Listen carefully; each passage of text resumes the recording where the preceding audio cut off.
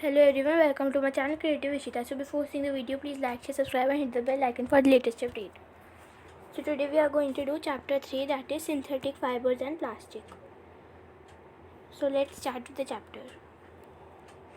The clothes which we wear are made of fabrics. तो मतलब clothes जो कि हम पहनते हैं वो फैब्रिक से बने होते हैं. जो फैब्रिक्स हैं ना वो फाइबर से बने होते हैं और वो कहाँ से मिलते हैं हमें? नेचुरल मिलते हैं या फिर आर्टिफिशियल सोर्सेज से मिलते हैं. अब आप कुछ नेचुरल फाइबर्स को कमेंट में बता सकते हैं. फाइबर जो कि यूज होते हैं कि वो बहुत सारी वैरायटी बनाए हाउस होल्ड आर्टिकल्स की. अब आपको लिस्ट बनानी है कुछ कॉमन आर्टिकल्स की जो कि फाइबर से बने होते हैं. अब ट्राई करिए कि आप सेपरेट करें उनको, जो कि बने होते हैं नेचुरल फाइबर से और जो कि बने होते हैं आर्टिफिशियल फाइबर से. तो अब आप लेबल करो, मतलब ये आपको टेबल दे रखा है, इसमें आपको मतलब लिखना है कि जैसे कि यहाँ पे 5 हैं तो आपको 1 2 3 4 5 लिखना है. ठीक है, 4 और 5. ठीक है, और यहाँ पे आर्टिकल का नाम लिखना है, मतलब जैसे कोई भी आप ले सकते हो. और यहाँ पे आपको नेचुरल लिखना है, आर्टिफिशियल लिखना है. ठीक है, कि कौन सा फाइबर जो कि आप यूज़ कर रहे हो. ठीक है, तो आपने कुछ फाइबर को आर्टिफिशियल क्यों लिखा? आपने पढ़ा होगा पहले की क्लासेस में कि जो नेचुरल फाइबर है जैसे कॉटन, वूल, सिल्क, ये सारे मिलते हैं हमें प्लांट से या फिर एनिमल से. ये जो सिंथेटिक फाइबर्स है ना, ये ह्यूमन बींग्स बनाते हैं, तभी हम इसको सिंथेटिक फाइबर्स या फिर मैन मेड फाइबर्स भी कह सकते हैं. तो अब व्हाट आर सिंथेटिक फाइबर्स. अब सिंथेटिक फाइबर्स क्या होते हैं? अब आप रिकॉल करो यूनिफॉर्म पैटर्न जो कि नेकलेस के बीड्स में बना होता है, जो कि थ्रेड की हेल्प से बना होता है. जैसे कि थ्रेड है, ठीक है, इसके ऊपर बीड्स बना देते हैं, है ना, और फिर ये नेकलेस बन जाता है एक अच्छा सा. ठीक है, या फिर ट्राई करो कि आप जॉइन करो नंबर ऑफ़ पेपर क्लिप्स, कि आप एक लंबी चेन बना लो. ठीक है, तो मतलब आप देख सकते हैं ये एक चेन बन गई है ना पेपर क्लिप से, और ये जो है ना ये थ्रेड यूज़ हुआ है इसमें, और ये बन गया एक नेकलेस अगर हमने बहुत सारी बीड्स को जॉइन करा तो. ठीक है, अब आ गया सिंथेटिक फाइबर जो है ना वो चेन होती है स्मॉल यूनिट्स की, जब हम उसको एक साथ जॉइन कर देते हैं.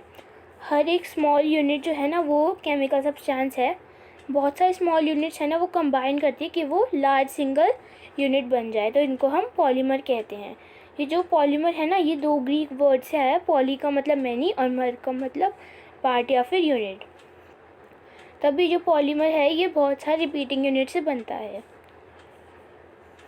जो पॉलीमर है ना वो नेचर में अकर होता है. ठीक है, कॉटन इसका एक एग्जांपल हो गया पॉलीमर का, और जिसको हम सेल्यूलोज भी कहते हैं. जो सेल्यूलोज है ना वो बहुत सारी ग्लूकोज यूनिट से बना होता है. ठीक है, अब कुछ सिंथेटिक फाइबर्स हैं रेयॉन. ठीक है, तो आप यहाँ पे जैसे कि आप यहाँ पे 1 डालो, और यहाँ पे जैसे कि आपका कोई भी आर्टिकल है, जैसे आपका रेयॉन है तो आप रेयॉन लिख दिया, और यहाँ पे आप लिख दो आर्टिफिशियल. ठीक है, तो आपने क्लास 7 में पढ़ा होगा कि जो सिल्क फाइबर है ना वो सिल्कवॉर्म से मिलते हैं, और सिल्कवॉर्म कब डिस्कवर हुआ था? चाइना में, और वो उसको छुपा कर रखा था, मतलब कि एक सीक्रेट रखा था लंबे समय तक. जो फैब्रिक जो कि सिल्क फाइबर्स आते थे ना वो बहुत महंगे थे, पर वो बहुत उनका जो टेक्सचर था ना, मतलब कि उनका जो डिज़ाइन था वो बहुत ही ब्यूटीफुल था, और ये सबको अट्रैक्ट कर लिया था इस टेक्सचर ने.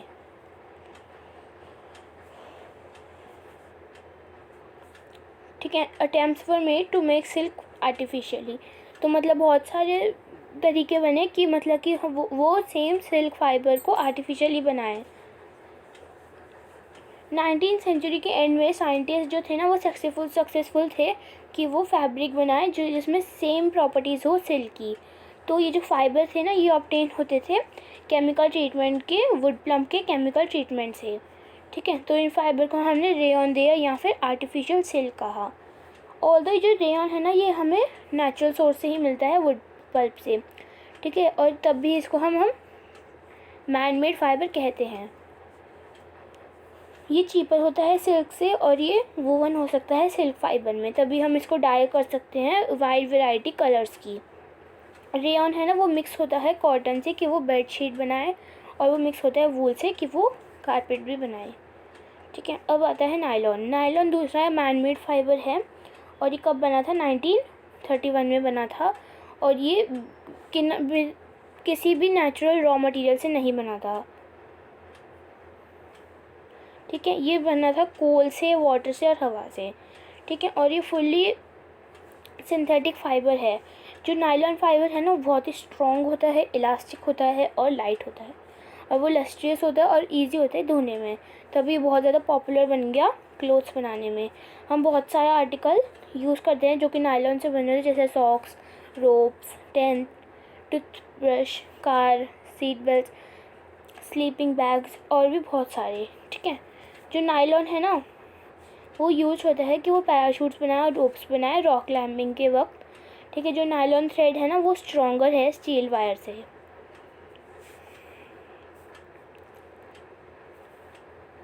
तो नायलॉन बहुत ही स्ट्रॉन्ग फाइबर है। ठीक है, और वो हम इससे पैराशूट रोप भी बना सकते हैं। ठीक है, तो अब हम आते हैं पॉलिस्टर और आर्क्लिक पे। तो जो पॉलिस्टर है ना वो दूसरा सिंथेटिक फाइबर है। जो फैब्रिक जो कि बनते हैं ना फाइबर से वो व्रिंकल नहीं होते थे, तभी वो क्रिस्प रहते हैं और इजी होते हैं कि वो वॉश करने में, और ये क्वाइट सूटेबल होते हैं ड्रेस मटेरियल बनाने में। आपने देखा होगा पीपल को जब वो नाइस पॉलिस्टर शर्ट पहनते हैं और दूसरी ड्रेसेस भी पहनते हैं। ठीक है, जो टेट्रालिन है ना ये भी पॉपुलर पॉलिस्टर है। इनको हम बहुत ही फाइन फाइबर्स में कर सकते हैं, और वो वूवन हो सकता है कोई भी यान से। यान मतलब धागे से।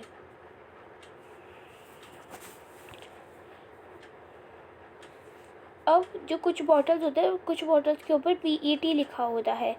ठीक है, PET कुछ बॉटल्स होती है उसके ऊपर PET लिखा होता है, क्योंकि PET जो है ना बहुत ही फेमिलियर फॉर्म होती है पॉलिस्टर की। ये यूज होती है बॉटल्स बनाने में, ज़्यादातर बॉटल्स के ऊपर लिखा होगा, यूटेंसिल्स के ऊपर लिखा होगा, फिल्म्स के ऊपर लिखा होगा, वायर्स के ऊपर लिखा होगा, और बहुत ज़्यादा यूज़फुल प्रोडक्ट्स के ऊपर लिखा होगा। ठीक है, अब आप थिंग्स बनाइए जो कि पॉलिस्टर से बनी होती है, क्योंकि जो पॉलिस्टर है ना ये बनता है रिपीटिंग यूनिट से या फिर केमिकल से, जिसको हम एस्टर कहते हैं। जो एस्टर है ना ये केमिकल्स होते हैं जो कि फ्रूट्स को उनकी स्मेल देते हैं। जो फैब्रिक्स है ना ये सोल्ड होते हैं इनके नाम से, पॉलीकॉट से, पॉलीवुड से, टेट्राकॉट से, और भी जो नेम सजेस्ट करता है कि वो बने होते हैं मिक्सिंग 2 टाइप्स ऑफ फाइबर्स। जो पॉलीकॉट है ये मिक्सचर होता है पॉलिस्टर का और कॉटन का। जो पॉलीवुड है ना ये मिक्सचर होता है पॉलिस्टर का और वूल का। हम स्वेटर्स पहनते हैं और शॉल्स को यूज़ करते हैं या ब्लैंकेट्स को यूज़ करते हैं विंटर्स में, जो बहुत है ना सारे एक्चुअली नेचुरल वूल से नहीं बने होते, दो कुछ रिजेंबल करते हैं वूल को, तभी ये बनते हैं दूसरे टाइप ऑफ सिंथेटिक फाइबर के, जिसको हम आर्क्लिक कहते हैं। ये जो वूल है ना ये ऑब्टेन होती है नेचुरल सोर्स से, और ये बहुत ही एक्सपेंसिव होती है, तभी जो क्लोथ्स जो आर्क्लिक से बनते हैं ना वो चीप होते हैं। ठीक है, तो ये सारे अवेलेबल होते हैं, वैरायटी बहुत सारे कलर्स होते हैं इनके। जो सिंथेटिक फाइबर्स है ना वो ज़्यादा ड्यूरेबल है और एफोर्डेबल है, जो कि हमको बहुत ज़्यादा पॉपुलर बनाता है नेचुरल फाइबर को। ठीक है, आपने ऑलरेडी परफॉर्म करी होगी एक्टिविटी बर्निंग नेचुरल और सिंथेटिक फाइबर्स की। तो आपने इसमें से क्या ऑब्जर्व करा? जब आप बर्न करते सिंथेटिक फाइबर्स को तो उसकी जो स्मेल होती है ना वो अच्छी नहीं आती। आपने नोटिस किया होगा, और वो सिंथेटिक फाइबर जो है वो मेल्ट भी हो जाते हैं, तभी इसमें एक्चुअली डिसएडवांटेजेस होता है सिंथेटिक फाइबर्स का। और ये जो क्लोथ्स होते हैं ना ये फायर को भी कैच कर लेते हैं, तभी ये डिज़ास्ट्रस होते हैं। ये जो फैब्रिक है ना ये मेल्ट हो जाता है और स्टिक करता है हमारी बॉडी पे जब हम पहनते हैं इसको, तभी हमें सिंथेटिक क्लोथ नहीं पहनने चाहिए अगर हम किचन में या फिर लेबोरेटरी में हैं। जो सारे सिंथेटिक फाइबर्स होते हैं ना वो प्रिपेयर होते हैं नंबर ऑफ़ प्रोसेसेस में, जब हम यूज़ करते हैं रॉ मटेरियल्स पेट्रोलियम ओरिजिन का, या फिर जिसको हम पेट्रोकेमिकल्स कहते हैं। ठीक है, तो अब हम स्टार्ट करते हैं कैरेक्टरिस्टिक सिंथेटिक फाइबर्स की। इमेजिन करिए कि ये रेनी सीज़न है, मतलब कि रेनी डे हो रहा है। ठीक है, इमेजिन करिए। तो आप अम्ब्रेला को यूज़ करेंगे, कैसे अम्ब्रेला को यूज़ करेंगे और क्यों करेंगे? जो सिंथेटिक फाइबर है ना, उनमें यूनिक कैरेक्टरिस्टिक्स होती है जो कि उनको पॉपुलर ड्रेस मटेरियल से बनाता है।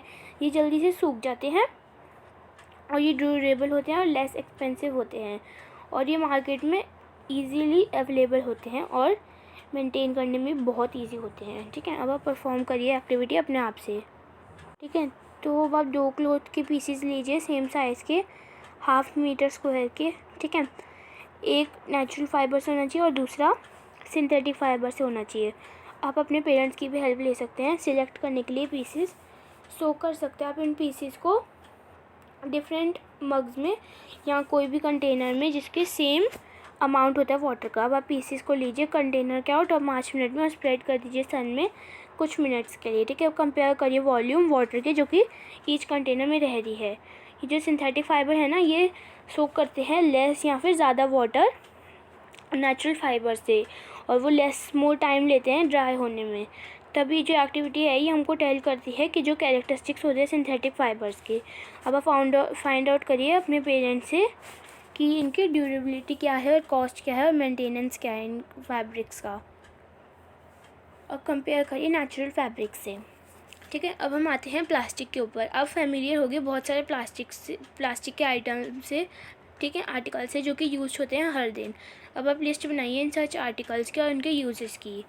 जो प्लास्टिक है ना, ये एक पॉलीमर होता है सिंथेटिक फाइबर की तरह। जो प्लास्टिक है ना, उनमें सेम टाइप ऑफ अरेंजमेंट होता है यूनिट्स का, कुछ लीनियर होते हैं और कुछ क्रॉस लाइंड होते हैं। ठीक है, जो प्लास्टिक के आर्टिकल्स होते हैं ना, वो अवेलेबल होते हैं सारी पॉसिबल शेप्स में, साइजेज़ में, जैसा कि आपने देखा होगा। कभी आपने वंडर किया है कि पॉसिबल कैसे है? क्योंकि फैक्ट है कि जो प्लास्टिक है ना, वो इजीली मोल्डेबल होता है और वो कोई से भी शेप में फॉर्म हो सकता है। प्लास्टिक जो है ना, वो रिसाइकिल हो सकता है, रीयूज हो सकता है, कलर्ड हो सकता है, मेल्टेड हो सकता है, रोल्ड, कोई भी शीट्स में रोल्ड हो सकता है, और फिर वो वायर्स में भी बन सकता है। इसके बहुत सारे यूजेस होते हैं, तो आप देख सकते हैं। इससे चेयर भी बन सकती है इस प्लास्टिक से। ठीक है, बकेट भी बन सकती है और ग्लास भी बन सकता है कोई भी, और टॉय भी बन सकता है कोई भी। ठीक है, अब आगे पॉलीथीन जो है ना, ये एक एग्जांपल होता है प्लास्टिक का। ये यूज होता है कि ये पॉलीथीन बैग्स बनाने में। अब आप ट्राई करिए कि आप बेंड करिए कोई भी पीस ऑफ प्लास्टिक अपने आप से। ठीक है, ये जो प्लास्टिक के आइटम्स है ना, क्या सारे प्लास्टिक के आइटम्स बेंड हो सकते हैं? नहीं। तब आपने ऑब्जर्व करा कि जो कुछ प्लास्टिक के आइटम्स हैं ना, वो जल्दी से बेंड हो जाते हैं और कुछ ब्रेक हो जाते हैं। तभी अगर हम इसके ऊपर हॉट वाटर डालेंगे प्लास्टिक बॉटल के ऊपर, तो ये डीफॉर्म हो सकती है। ठीक है, और हम उसको कोई भी शेप में कर सकते हैं। तो इन जो प्लास्टिक जो कि डीफॉर्म इजीली होती है ना और बेंड हो जाती है इजीली, इनको हम थर्मोप्लास्टिक कहते हैं। जो पॉलीथीन और पीवीसी है ना, ये कुछ एग्जांपल्स हो गए थर्मोप्लास्टिक के। ये यूज होते हैं कि ये वो मैन्युफैक्चर करे टॉयज़, कॉम्स और वेरियस टाइप्स ऑफ कंटेनर्स। ठीक है, दूसरे हैंड पर हम देखेंगे कुछ प्लास्टिक ऐसे होते हैं जो कि एक बार मोल्डेड हो सकते हैं लेकिन फिर से सॉफ्टन नहीं हो सकते हीटिंग में, तो इनको हम थर्मोसेटिंग प्लास्टिक कहते हैं। 2 एग्जांपल्स हो गए बेकलाइट और मेलामाइन। जो बेकलाइट है ना, वो पुअर कंडक्टर होता है हीट का और इलेक्ट्रिसिटी का। ठीक है, यूज होता है electrical switches, handles of various utensils और भी बहुत सारी चीज़ें बनाने में। मेलामाइन है ना, वो एक वर्सेटाइल मटेरियल होता है और ये रेजिस्ट करता है, मतलब फायर को आग जल्दी से लगने नहीं देता, और ये टॉलरेट करता है हीट को दूसरे प्लास्टिक से। ये यूज होता है फ्लोर की टाइल्स बनाने में, किचन वेयर बनाने में, और फैब्रिक्स जो कि रेसिस्ट करता है फायर। ये हमको शो करता है। ये जो आप देख रहे हो ना, ये सारे ना कुछ ये थर्मोसेटिंग प्लास्टिक के होते हैं और ये थर्मोप्लास्टिक के होते हैं। ठीक है, इनको हम मोल्ड कर सकते हैं लेकिन हम इनको मोल्ड नहीं कर सकते। कांच की प्लेट है, अगर हम इसको मोल्ड करेंगे तो ये टूट जाएगी। अब आ गया प्लास्टिक। हम मतलब सारे लोग हम प्लास्टिक को ही चूज़ कर दे, क्योंकि वो प्लास्टिक लाइट होते हैं ना, और वो फूड आइटम्स को भी स्टोर करने में कर दे। जैसे कि प्लास्टिक की बॉटल में वाटर स्टोर कर सकते हैं, मिल्क कर सकते हैं, पिकल्स, ड्राई फूड एक्सेट्रा। क्योंकि जो प्लास्टिक कंटेनर है ना, वो बहुत ही कन्वीनियंट होते हैं, तभी ये लाइट होते हैं, लाइट वेट के, लो प्राइस के होते हैं और गुड स्ट्रेंथ के होते हैं, और हैंडल करने में भी ईजी होता है। ये लाइटर होता है अगर हम कंपेयर करें मेटल से। जो प्लास्टिक है यूज होता है कार्स में, एयरक्राफ्ट में और स्पेसक्राफ्ट में। ये जो लिस्ट है ना, ये एंडलेस है। अगर हम काउंट करें ना आर्टिकल्स, तो हमको बहुत सारे टाइम लग जाए। चलिए अब हम डिस्कस करते हैं कुछ कैरेक्टरिस्टिक्स, ठीक है, प्लास्टिक की, मतलब प्रॉपर्टीज ऑफ प्लास्टिक। अब है, ये जो प्लास्टिक है ना, ये नॉन रिएक्टिव है। आप सारे जानते हो कि जो मेटल जैसे आयरन ये रस्टेड हो जाता है, लेफ्ट हो जाता है एक्सपोज, कि उसमें मॉइस्चर और हवा आ जाए। पर ये जो प्लास्टिक्स है ना, ये रिएक्ट नहीं करता वाटर और एयर से, तभी ये जल्दी से कोरोडेड नहीं हो सकता। तभी ये यूज होता है कि वो स्टोर करे वेरियस काइंड ऑफ मटेरियल, ठीक है, इंक्लूडिंग बहुत सारे केमिकल्स। जो प्लास्टिक के लाइट होते हैं, स्ट्रॉन्ग होते हैं और ड्यूरेबल होता है। अब अपने पेरेंट्स से बात करिए या ग्रैंड पेरेंट्स से कि पहले के टाइम में वो बकेट कैसे यूज़ करते थे। स्टील की करते थे ऑब्वियसली। तो ये जो मटेरियल जो कि बकेट्स में, या ये आज कैसा हो रहा है, आज तो देखो, ये पहले लोग बकेट जो थे ना, पानी भरने के लिए भी यही वाली बकेट लेके जाते थे, नहाने के लिए भी यही स्टील की बकेट लेके जाते थे, ठीक है। और अब लोग प्लास्टिक की लेने चले गए हैं, ठीक है। तो ये प्लास्टिक की बकेट, ठीक है। एडवांटेजेस क्या है प्लास्टिक कंटेनर में, आप मेरे को कुछ बता सकते हैं कमेंट में कि इसमें से प्लास्टिक को यूज़ करने से क्या क्या एडवांटेजेस होते हैं। क्योंकि प्लास्टिक बहुत ही ज़्यादा लाइट होता है, स्ट्रॉन्ग होता है, ड्यूरेबल होता है, और वो डिफरेंट शेप्स और साइजेस में मोल्डेड हो सकता है। ये जो प्लास्टिक है बहुत सारे पर्पसेस के लिए यूज़ हो सकता है। जो प्लास्टिक है ना, ये जनरली चीपर होता है मेटल से। ये यूज होता है इंडस्ट्री में या फिर हाउस होल्ड वर्क के लिए। अब आप लिस्ट बनाइए different kinds of plastic container की, जो कि आप यूज़ करते हैं डेली लाइफ में, ठीक है। तो अब है, जो प्लास्टिक है ना, बहुत ही पुअर कंडक्टर होते हैं। आपने लर्न किया है कि जो प्लास्टिक है वो पुअर कंडक्टर होते हैं हीट के और इलेक्ट्रिसिटी के।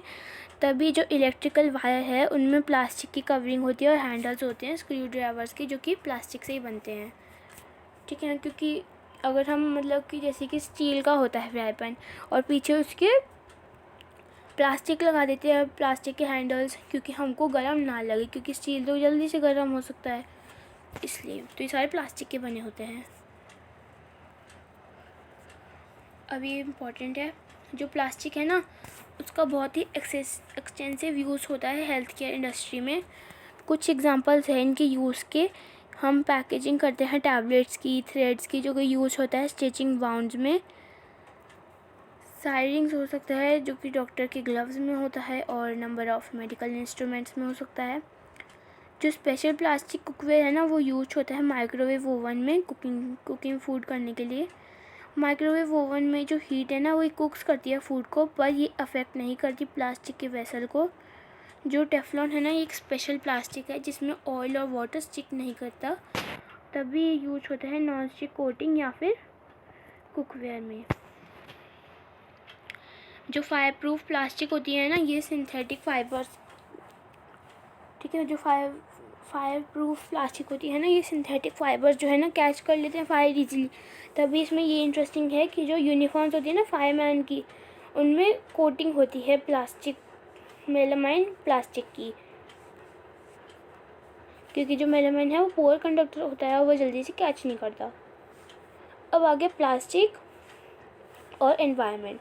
अगर हम मार्केट में जाए तो यूजुअली जो थिंग्स है ना, वो रैप होती है प्लास्टिक में या फिर पैक होती है पॉलीथीन बैग्स में। एक रीज़न ये होगा कि जो प्लास्टिक वेस्ट है ना, ये एक्यूमुलेटेड हो सकता है घर पे, है ना, तभी अल्टीमेटली जो प्लास्टिक है ना, ये फाइंड करता है इट्स वे इन गार्बेज। तो जो डिस्पोजल होता है प्लास्टिक का, ये बहुत ही मेजर प्रॉब्लम है। क्यों?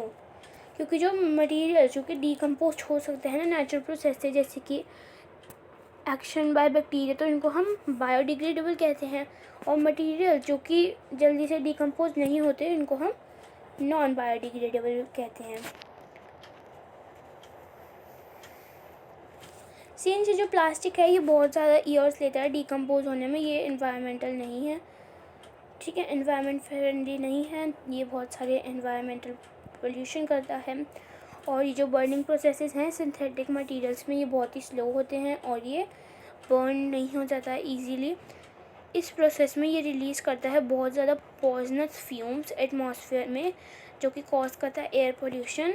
तो हम इस प्रॉब्लम को कैसे सॉल्व कर सकते हैं? अगर हम अवॉइड करेंगे कि हम यूज़ करें प्लास्टिक का एज़ फार एज़ पॉसिबल, जैसे कि हम यूज़ करें बैग जो कि कॉटन से या जूट से बने जब आप शॉपिंग करने के लिए जाएं, और बायोडिग्रेडेबल और नॉन बायोडिग्रेडेबल वेस्ट हमें कलेक्ट करना चाहिए सेपरेटली और डिस्पोज करना चाहिए यूज़ करने के बाद, ठीक है। प्रैक्टिस करिए अपने घरों में। अब आप सजेस्ट कर सकते हैं कुछ अदर तरीके जिसमें से आप कंट्रीब्यूट कर सकते हैं towards reducing use of plastic materials. ये बेटर है कि हम रिसाइकिल करें प्लास्टिक वेस्ट। कुछ जो थर्मोप्लास्टिक है वो रिसाइकिल हो सकता है। अब आप लिस्ट बनाइए आइटम्स की जो कि रिसाइकिल हो सकते हैं। हाउएवर जब हम रिसाइकलिंग करते हैं जो सर्टेन कलरिंग एजेंट्स होते हैं वो एडेड होते हैं। ये जो लिमिट्स होती है इनके यूसेज में स्पेसिफिकली यूज़ होता है स्टोरिंग फूड के लिए, ठीक है। एक रिस्पॉन्सिबल सिटीजन होने के नाते हमें 4 प्रिंसिपल को रिमेंबर करना होगा। Reduce, reuse, recycle, recover. अगर हम डेवलप कर लेंगे सारे हैबिट्स तो हम एनवायरमेंटल फ्रेंडली हो सकते हैं। आपने देखा होगा गार्बेज डंप जहाँ पे जो एनिमल्स हैं जैसे काऊ ये सारे गार्बेज खाते हैं। इस प्रोसेस में ये तो खा जाते हैं, खाना तो खाते ही खाते हैं, और ये वो पॉलीथीन बैग्स भी खा जाते हैं और रैपर्स भी खा जाते हैं फूड के, ठीक है। तो अब आप जैसे फॉइल पेपर होता है जब हम रैप करते हैं ना तो वो फॉइल पेपर भी खा जाते हैं। तो अब आप इमेजिन करते हैं सारे कॉन्सिक्वेंसेस। तो जो प्लास्टिक के मटेरियल है ना ये उनकी रिस्पायरी सिस्टम को चोक्स करते हैं उन एनिमल्स की, ठीक है, और फॉर्म करते हैं लाइनिंग उनके स्टमक में, और ये तभी उनकी डेथ भी हो जाती है। जो पॉली बैग्स है ना अगर हम उसको ऐसे ही फेंक देंगे ना तो ये रिस्पॉन्सिबल हो सकता है, मतलब कि वो क्लॉग कर सकता है, मतलब नालियों को रोक सकता है। तो कभी कभार अगर हम केयरलेसली इसको यूज़ करें और थ्रो करें रैपर्स, चिप्स कोई भी रोड पे या पार्क में या पिकनिक प्लेसेस में, तो ये सारे चोक्स कर देंगे ड्रेन सिस्टम को, ठीक है। तो हमें थिंक करना चाहिए ट्वाइस ये करने से पहले। एक रिस्पॉन्सिबल सिटीज़न होने के नाते हमें मेजर करना है कि हम सजेस्ट करें कि हम पब्लिक प्लेसेस को क्लीन रखें और फ्री ऑफ प्लास्टिक से रखें, ठीक है। हमें थ्रो नहीं करना चाहिए प्लास्टिक बैग वाटर बॉडी में या फिर रोड पे, ठीक है। अब हमें कॉटन लेनी होगी, हमें कॉटन कैरी बैग लेना होगा या जूट बैग लेना होगा अगर हम शॉपिंग पे जाएं तो, ठीक है। अभी हमें ट्राई करना होगा कि हम मिनिमाइज़ करें यूज़ प्लास्टिक मटेरियल का, जैसे स्टील के lunch boxes instead of plastic ones, ठीक है। तो अब हमने पूरा ही चैप्टर 3 कवर कर लिया है synthetic fibres and plastic. I hope ये आपको वीडियो अच्छी लगी होगी। If you love the video please like the video, share the video and subscribe the video. Till then bye friends.